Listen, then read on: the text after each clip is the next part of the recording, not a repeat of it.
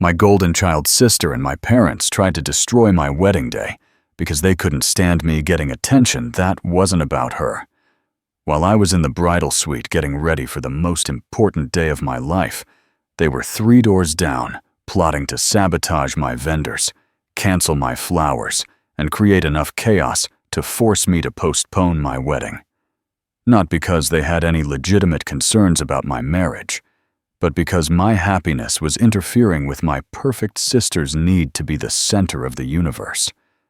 For 28 years, I watched them shower her with praise money and unconditional support while I got the leftovers. Every birthday party canceled for her drama. Every achievement of mine overshadowed by her latest accomplishment.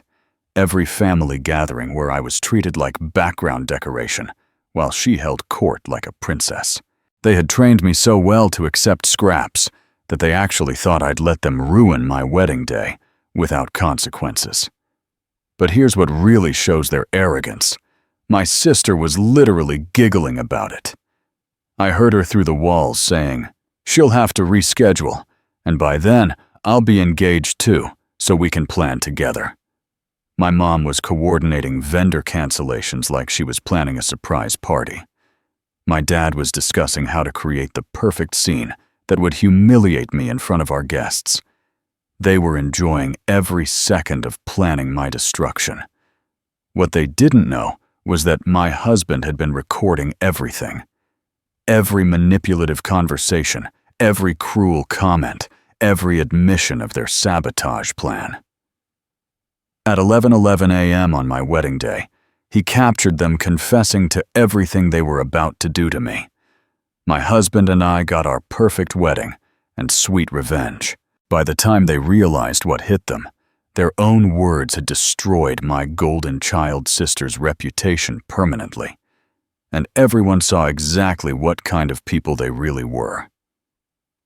To understand how we got to that point, you need to know how my family actually operates. I'm 31 years old, and my sister is 29. I'm a marketing coordinator at a decent firm. Steady income, nothing. Flashy. She's a senior account executive at a prestigious advertising agency, pulling in twice my salary and constantly getting promoted. Guess which one of us gets brought up in conversations with relatives? When my parents talk about their daughters, it's always, "Jessica just landed another huge client," followed by, "Oh, and Sarah's doing fine too." I learned early that no matter what I achieved, it would never be enough to compete with my golden child sister's effortless success. The pattern was set in stone by the time we were teenagers. When I made honor roll, they took her out for ice cream because she'd had a stressful week at school. When I got my first job, they threw her a party because she'd gotten into her dream college. When I bought my first apartment, they helped her put a down payment on a condo in a better neighborhood. Every milestone in my life became an opportunity to celebrate her instead. They trained me to accept less so she could have more. But the real turning point was meeting David 2 years ago at a work conference. He's a project manager at a tech startup, and from day one, he saw straight through my family's dysfunction. At our first family dinner, he watched my parents spend 45 minutes discussing Jessica's latest promotion while barely acknowledging that I'd gotten a raise that same week. Afterward, he said something that shocked me. "Sarah, that wasn't normal. Your parents acted like you weren't even there." David started pointing out things I'd normalized for decades. How my parents would change the subject whenever I shared good news. How they'd call Jessica first when planning family events, then inform me of the details. Later, how they'd ask Jessica for advice about my life without ever talking to me directly. He documented every slight, every dismissive comment, every moment they treated me like an afterthought. My husband saw things I'd been trained to ignore, and once he opened my eyes to the pattern, I couldn't unsee it. More importantly, he started planning for the day they'd push too far. When David proposed to me last March, I was over the moon. We'd been together for 2 years, lived together for 8 months, and I'd never been happier. I called my parents that evening, expecting congratulations, maybe some excitement about wedding planning, questions about the ring, or how he proposed. Instead, there was dead silence on the other end of the phone. Finally, my mom spoke up. "Well, that's unexpected. Have you thought about timing? Not congratulations. Not, we're so happy for you." The first words out of her mouth were about timing. Dad chimed in immediately. "You know, Jessica has been talking about her relationship getting more serious. Maybe you should coordinate with her before making any big announcements." Coordinate with her. I'm getting engaged, and they want me to check with my sister first. Then Mom dropped the real bomb. "Honey, you know how Jessica feels about family milestones. She's been with Brad for 3 years now, and everyone's expecting them to get engaged soon. This might be difficult for her to handle." They acted like my engagement was a problem to solve. But if I thought my parents' reaction was bad, Jessica's response was absolutely unhinged. She called me 2 hours later, and she wasn't calling to congratulate me. She was furious. "Sarah, what the hell are you thinking? You can't just get engaged without talking to me first. This completely messes up my timeline." Her timeline: I'm 31 years old, and I need my younger sister's permission to get married. But it got worse. She started listing all the reasons my engagement was inconvenient for her.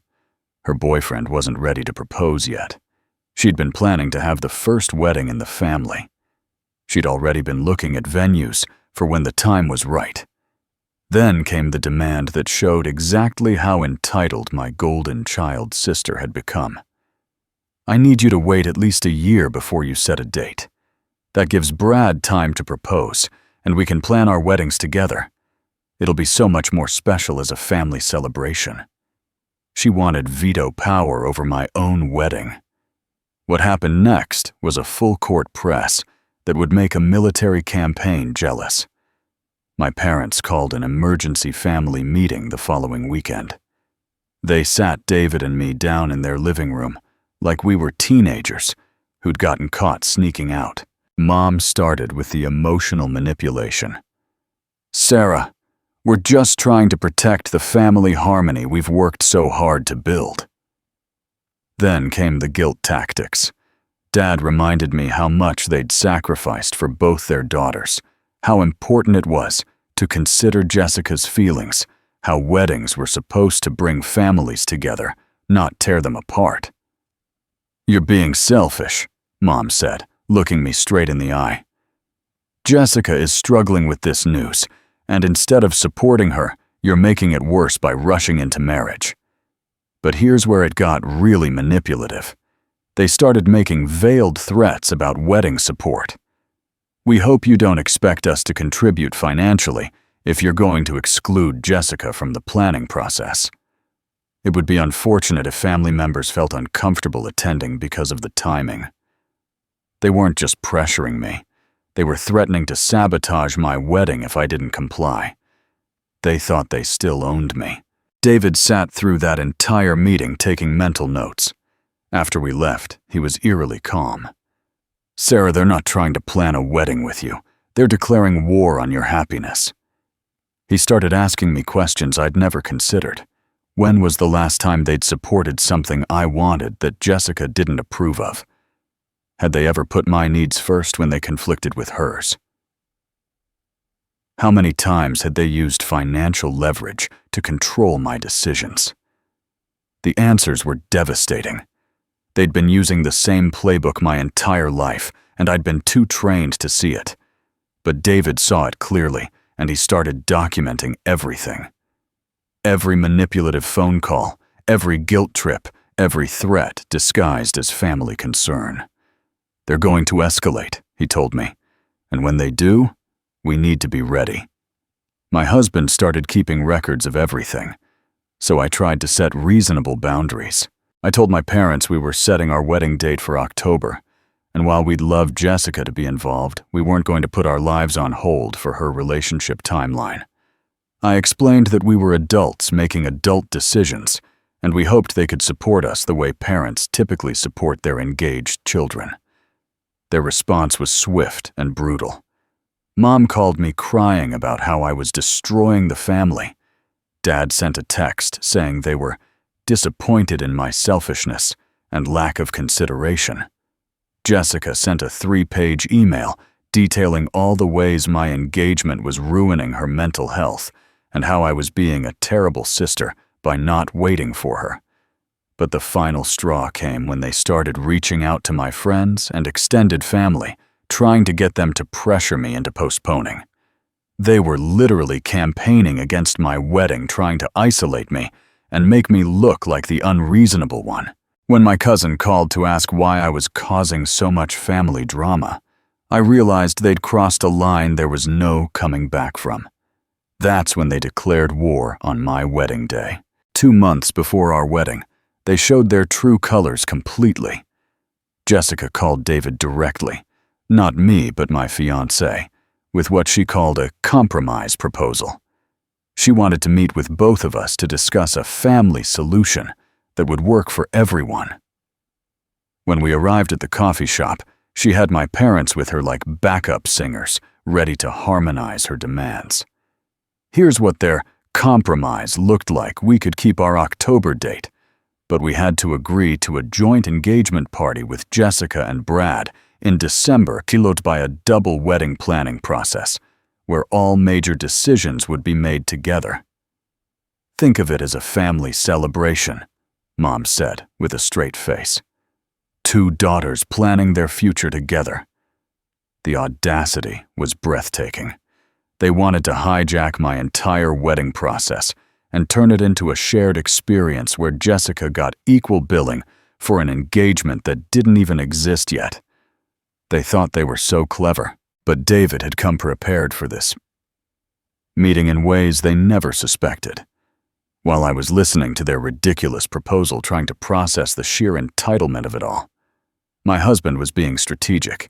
He'd started recording on his phone the moment we sat down, keeping it casually on the table like he was checking messages. "Let me make sure I understand this correctly," he said, his voice perfectly calm and reasonable. "You want Sarah to share her wedding planning with Jessica even though Jessica isn't actually engaged yet?" That's when they really started talking. Dad explained how family traditions worked, how the older sister getting married first was only appropriate if it didn't interfere with the younger sister's timeline. Mom detailed how they'd spoken with Jessica about her concerns, how they'd promised to make sure her feelings were protected throughout this process. Jessica herself laid out her expectations. She wanted veto power over my venue choice because she'd already been looking at the same place's input on my dress, because she didn't want us to choose similar styles, and coordination on our honeymoon dates, because she and Brad were planning a trip too. The more they talked, the more they revealed. They weren't trying to include Jessica in my wedding planning. They were planning to take over my wedding and make it about her. Every detail they wanted to control, every decision they wanted to influence it all, centered around protecting and prioritizing my golden child sister's imaginary future wedding. At 11:11 a.m., my husband hit record, and that's when they really let their guard down. Mom started talking about how they could manage Sarah's expectations while supporting Jessica through this difficult time. Dad discussed their strategy for making sure I understood that family comes first even before personal desires. Jessica laid out her entire plan for how our joint celebration would work, including how she'd announce her engagement at our wedding reception to make it extra special for the family. They confessed everything on that recording, every manipulative thought, every plan to sabotage my independence, every intention to sacrifice my happiness for Jessica's comfort. They had no idea they were documenting their own destruction. The harassment didn't stop after that meeting. If anything, it got worse. The very next week, at exactly 4 p.m. on a Tuesday, my phone buzzed with a text from my mother that made my blood boil. "Sarah, I saw the dress you posted on Instagram. That style won't photograph well for family pictures. Jessica and I found some better options that would be more flattering for your figure. We're free this weekend to take you shopping for something more appropriate." Even my wedding dress had to meet their approval. They were trying to control what I wore on my own wedding day because they decided my choice wasn't good enough for their family photos. The message was clear: nothing about my wedding was actually mine to decide. Every detail had to pass through their filter of what looked best for Jessica and their perfect family image.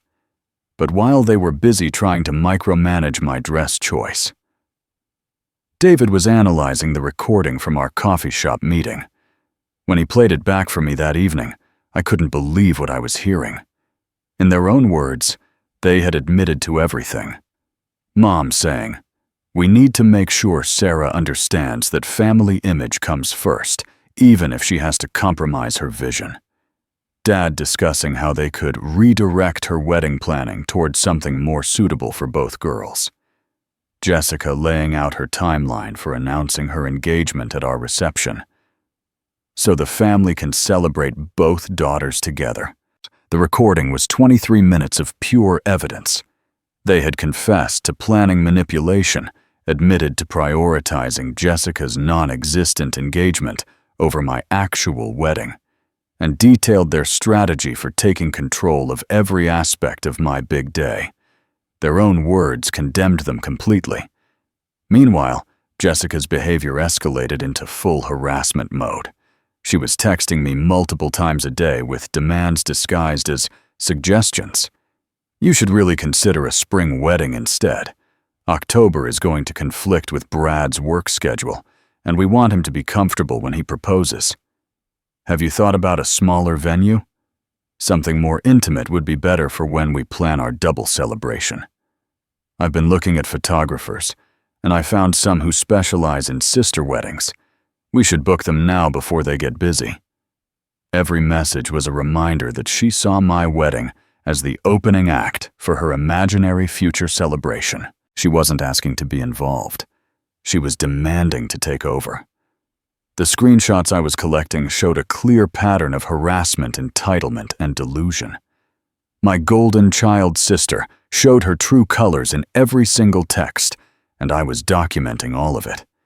But the masterstroke came when David sat me down 3 weeks before the wedding and laid out his plan. "Sarah, they've given us everything we need to destroy them publicly.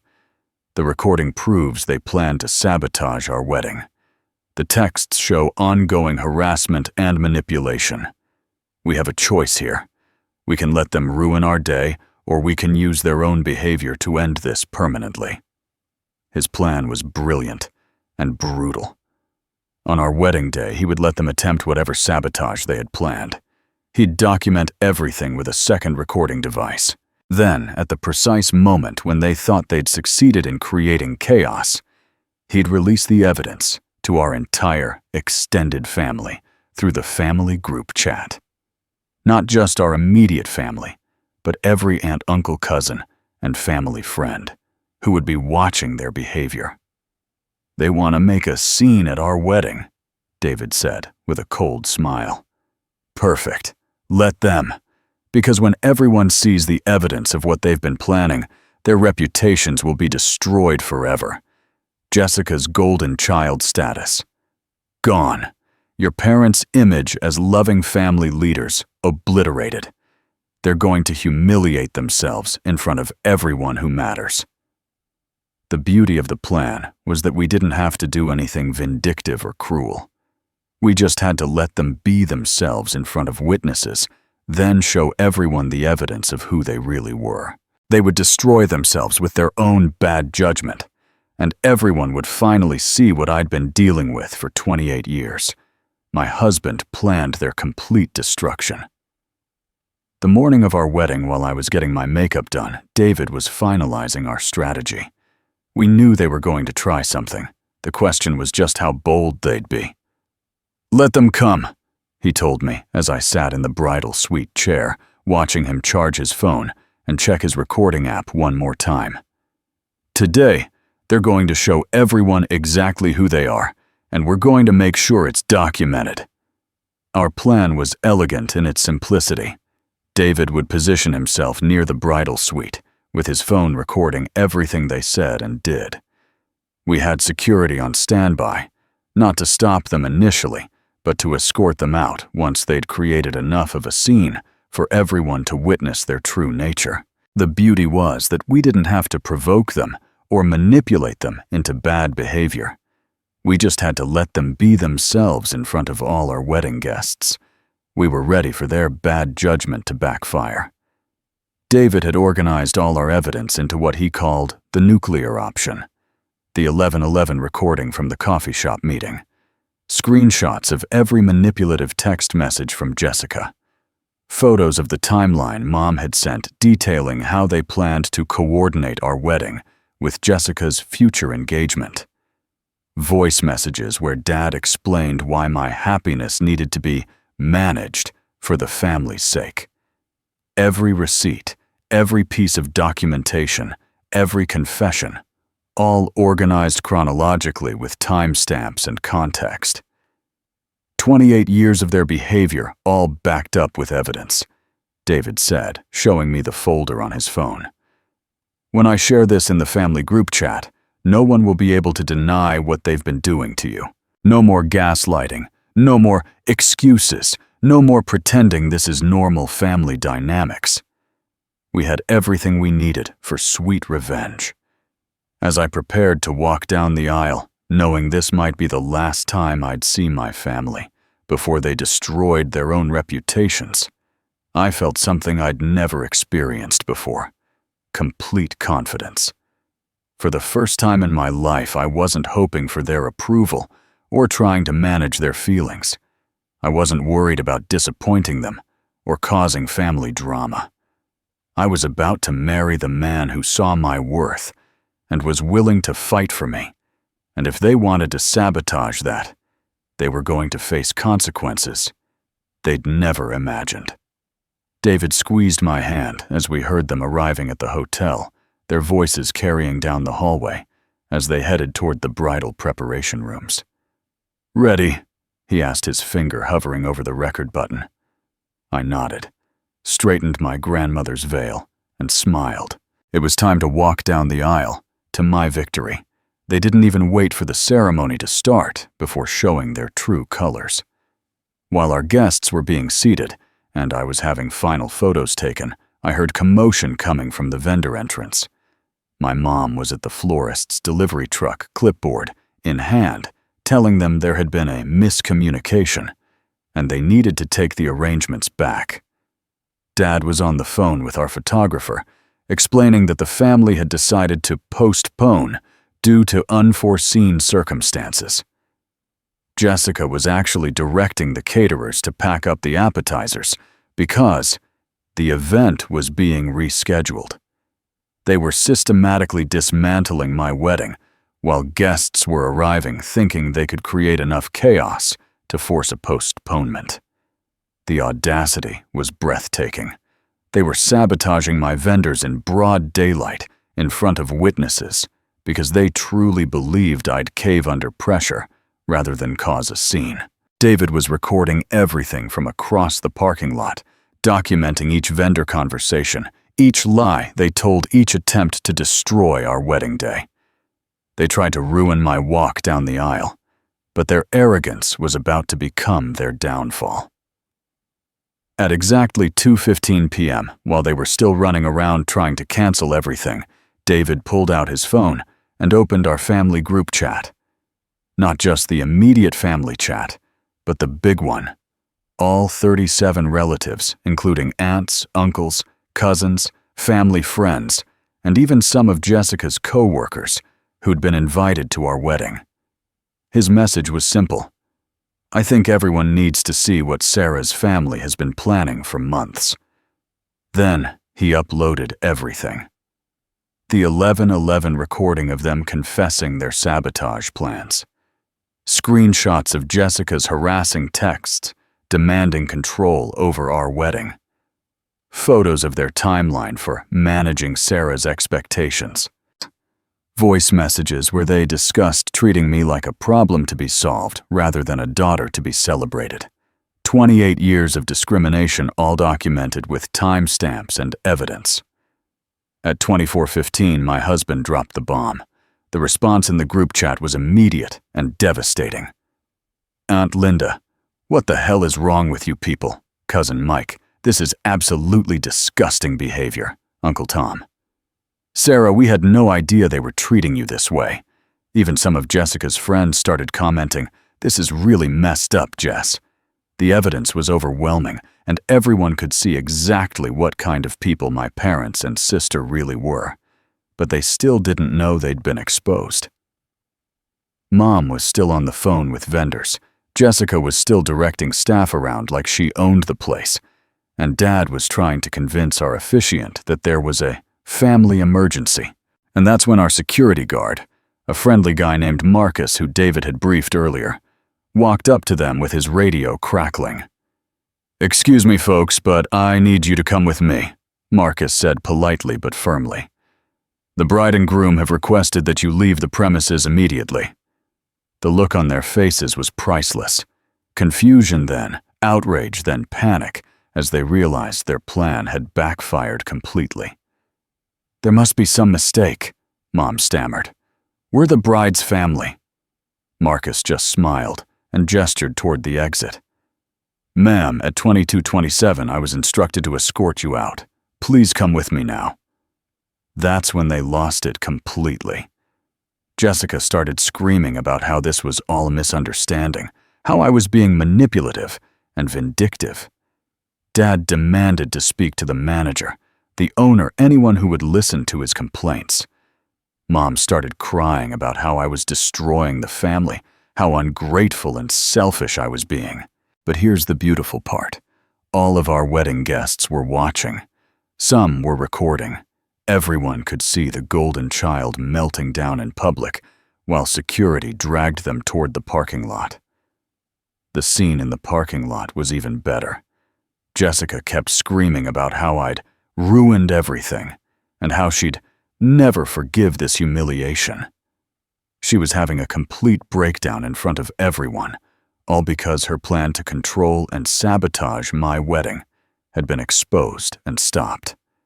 Our guests were filming everything, posting it to social media, sharing it with friends who couldn't believe what they were witnessing.